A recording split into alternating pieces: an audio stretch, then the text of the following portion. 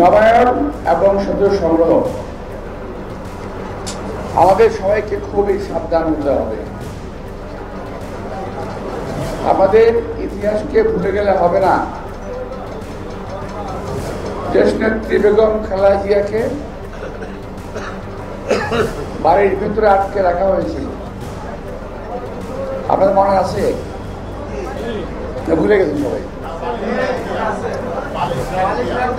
আপনাদেরকে এটা মনে আছে যে ওই দিন আমরা দেশনেত্রী বেগম খালেদা জিয়ার পাশে দাঁড়াতে পারি নাই? কেন? এই প্রশ্নটা আপনাদের আজকে থাকতে হবে না। আপনাদের মনে আছে আমাদের নেত্রী দেশনেত্রী বেগম খালেদা জিয়া যখন গ্রেফতার করে জেলখানায় নিয়ে যায়, সেদিনও কিন্তু আমরা আমাদের ব্যর্থতার পরিচয় দিয়েছি। সেই দিন আমাদের সারা বাংলাদেশকে অচল করে দেওয়ার কথা ছিল, কিন্তু আমরা করতে পারিনি।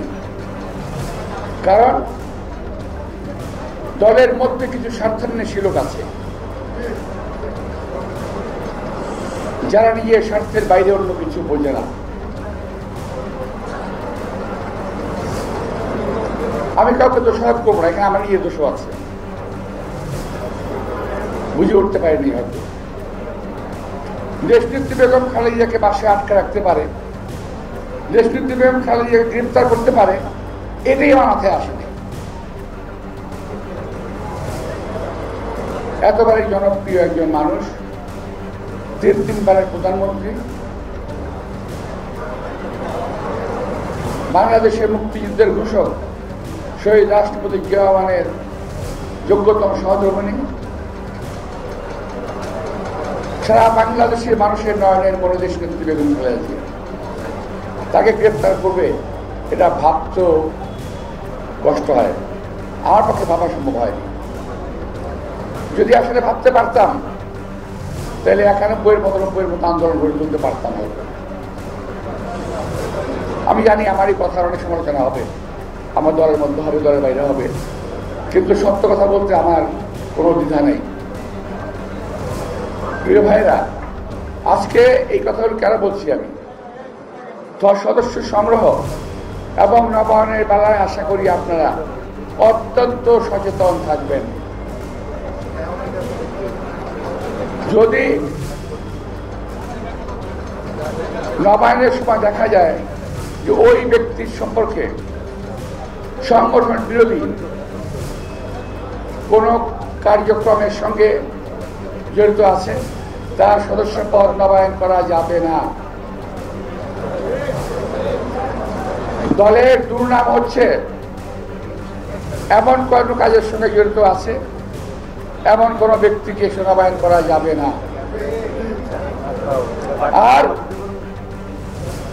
আওয়ামী লীগের কিংবা সুযোগ সন্ধানে কিছু লোক এই সময় দলে নতুন করে সদস্য হওয়ার চেষ্টা করবেন। ডিজাইন, এলিগেন্স, বিউটি, সেরা পণ্য সবার জন্য জেভিকো। যারা আমাদের জন্য কোনো সুফল বয়ে আনবে না, তারা আমাদের ক্ষতি করবে। সুতরাং তাদের উপর আমাদের সদস্য করা যাবে না। হতে পারে দলের সংখ্যা কমে যাবে, লোকের সংখ্যা। আমরা কোয়ালিটিতে বিশ্বাস করি, কোয়ালিটি ভালো, কোয়ান্টিটিতে না। হাজার হাজার লোকের দরকার নাই, আবার খুব সলিড 10টা লোক হলেই চলবে, যারা দেশকে ভালোবাসবে, দলকে ভালোবাসবে, দেশের মানুষকে ভালোবাসবে, প্রয়োজনে জীবন দিতে প্রস্তুত থাকবে। প্রিয় ভাইয়েরা, সামনে রমজান, আজকে সব রাত্রি ইনশাআল্লাহ আমরা সবাই পালন করব। রমজানকে সামনে রেখে আজকে জিনিসপত্রের দাম বাড়ছে এবং বাড়ার প্রস্তুতি চলছে।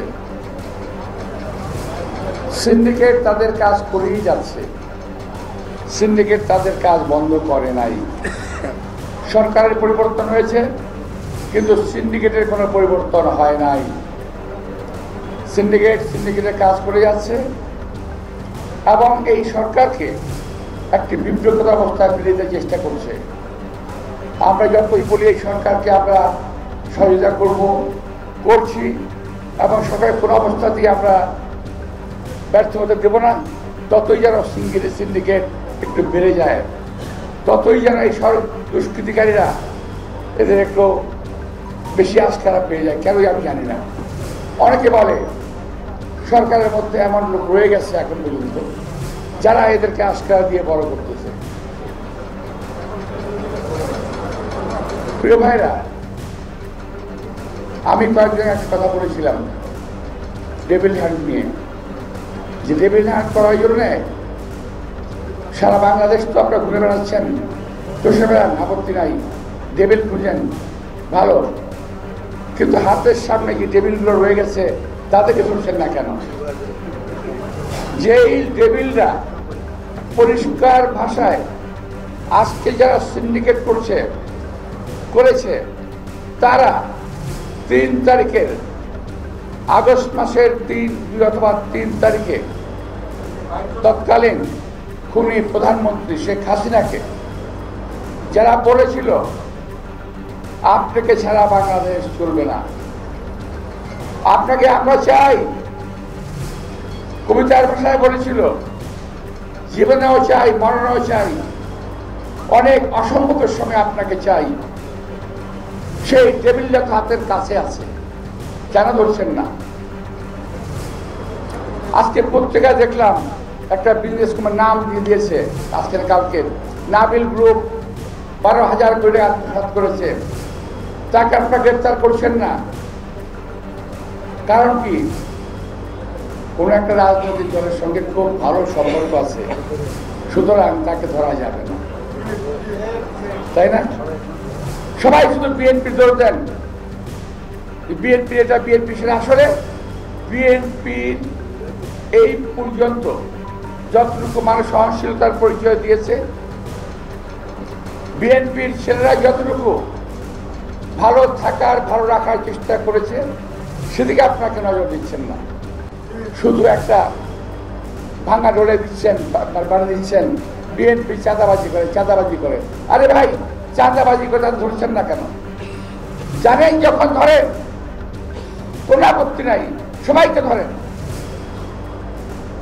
আজকে বিভিন্ন ব্যবসায়িক গ্রুপকে পৃষ্ঠপোষকতা দিয়ে যাচ্ছেন 2-1টি রাজনৈতিক দল, 2-1জন রাজনৈতিক ব্যক্তি, যারা কথা বলেছিল না অত্যন্ত অসম্ভব তোমাকে চাই, অর্থাৎ হাসিনাকে চাই, 3 তারিখে বলেছিল। আবার একজন বলেছিল মৃত্যুর আগে মৃত্যু তোমাকে চাই, মৃত্যুর পরেও তোমাকে চাই, মৃত্যুর পরেও তোমার সঙ্গে থাকবো। খেয়াল আছে?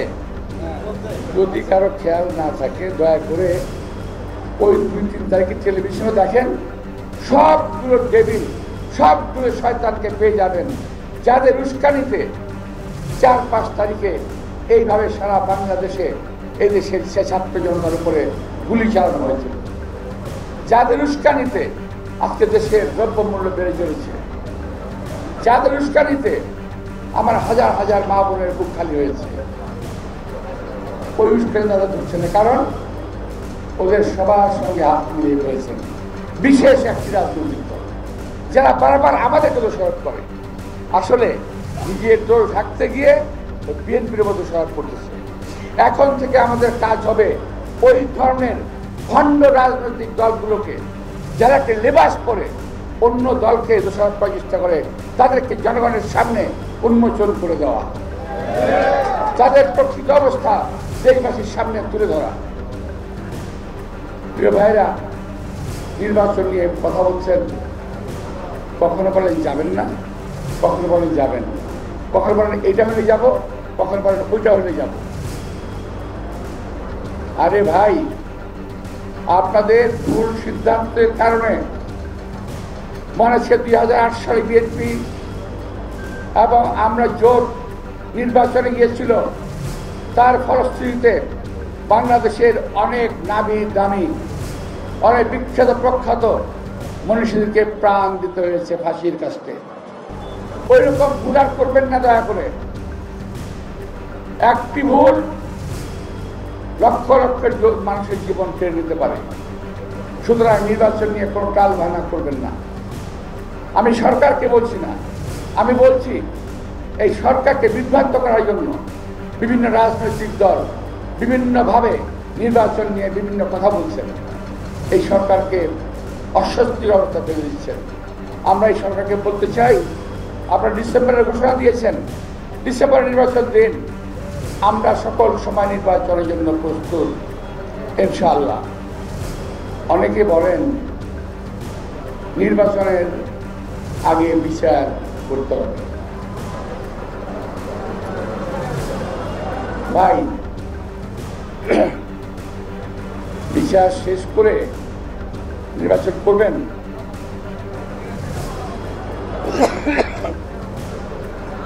এটা কি সম্ভব? 3 মাসের মধ্যে তড়িঘড়ি করে নির্বাচন আপনারা বিচার করবেন? পারলে করেন, পারলে করেন, কোনো অসুবিধা নেই। কিন্তু নির্বাচনের আগে বিচার কেন বলেন? বিচার শেষ করে নির্বাচন করতে হবে। 3 মাসের মধ্যে বিচার করেন, বিচার করেন, অবিচার নয়, বিচার করতে হবে। এই চুপ থাকো না ভাই। তো ভাইরা, আমি সমাজের সংক্ষিপ্ত শুক্রবার, আজকে সর্বরাত, আবার জুম্মার দিন, আমি সময় বেশি নেব না, আমি শেষ করতে চাই এই বলে যারা নির্বাচনের জন্য, নির্বাচনকে ব্যাহত করার জন্য, নির্বাচনকে প্রশ্নবিদ্ধ করার জন্য চেষ্টা করছেন, পক্ষান্তরে তারা দেশের স্বাধীনতা সার্বভৌমত্বকে ধ্বংস করার চেষ্টা করছেন। এদেশে মানুষের কথা বলার অধিকারকে হরণ করার চেষ্টা করছেন, এদেশে মানুষের ভোটের অধিকারকে হরণ করার চেষ্টা করছেন। দয়া করে আপনাদেরকে বলবো, দেশকে মজবুত করে এই সমস্ত কাজ থেকে বিরত থাকুন। সরকারকে বলবো যে বক্তব্য রেখেছি, বক্তব্য ফলো করেন। কার কার কথা বলেছি নাম বলিনি, তারপর কম বলিনি, নাম অনেকটা নাম বলিয়ে দিয়েছি। 2-3 তারিখের মিটিংটা দেখেন, 3 তারিখের মিটিংটা দেখেন, টেলিভিশনের ক্যামেরার ছবিগুলো দেখেন, তারাও স্থান দিয়েছিল, পেয়ে যাবেন। প্রিয় ভাইয়েরা, আমি শেষ করেছি। আজকে আমাদের সদর সংগ্রহ এবং নবায়নের পরম দয়ালুপূর্ণ আল্লাহর নামে সদর সংগ্রহ এবং নবায়নের শুভোদ্বোধন ঘোষণা করছি। আমি এই সঙ্গে স্মরণ করতে চাই দেশনেত্রী বেগম খালেদা জিয়াকে, এবং আমি আজকের এই সহরতের দিনে সবার কাছে আশা করবো, দেশবাসীর কাছে আশা করবো, দেশনেত্রী বেগম খালেদা জিয়ার জন্য দয়া করে দোয়া করবেন, আমরা দোয়া করবো, আপনারা দোয়া করবেন। সবাই যেন আমরা এই দেশের মঙ্গলের জন্য নিবেদিত হতে পারি, সেজন্য দোয়া করবেন। আপনাদের সবাইকে আন্তরিক শুভেচ্ছা, ধন্যবাদ। বাংলাদেশ জিন্দাবাদ। তারেক রহমান বিজয়ী হন।